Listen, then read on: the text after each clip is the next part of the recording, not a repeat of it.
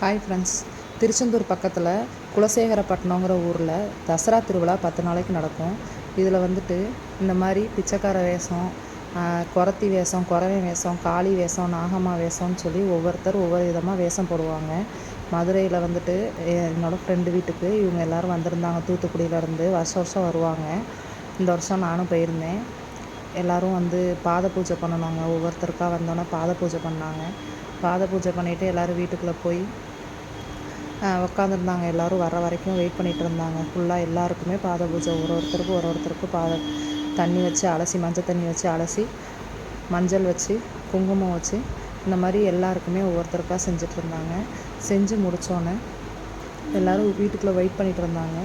அப்போது அக்னி சட்டி வளர்த்தாங்க. வீட்டில் வந்து அக்னி சட்டி வளர்த்து சாமி ஆடி, அதுக்கப்புறம் இந்த ட்ரம் செட் வச்சு அந்த தெரு ஃபுல்லாக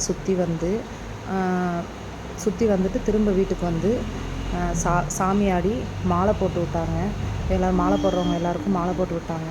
மாலை போட்டு முடிஞ்சோடனே எல்லோரும் சாப்பிட்டாங்க. நாங்கள் இட்லி, தக்காளி சாதம், தேங்காய் சட்னி, சாம்பார், குருமா இந்த மாதிரி வச்சுருந்தோம். கேசரி இதெல்லாம் செஞ்சு வச்சுருந்தோம்.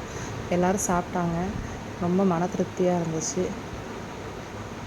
பாருங்களேன், ஒவ்வொருத்தரும் வந்து ஒவ்வொரு விதமாக அந்த ட்ரம் செட்டுக்கு வந்து எப்படி டான்ஸ் ஆடுறாங்கன்ட்டு. ஆனால் வந்து சாமி அங்கே குலசேகரப்பட்டினம் போனால் இது மாதிரி ஆயிரக்கணக்கான பேர், லட்சக்கணக்கான பேர் வந்துட்டு இந்த மாதிரி வேஷம் போட்டிருப்பாங்க. நான் போயிருக்கேன். இதுக்கு முன்னாடி 3 வருஷம் போயிருக்கேன்.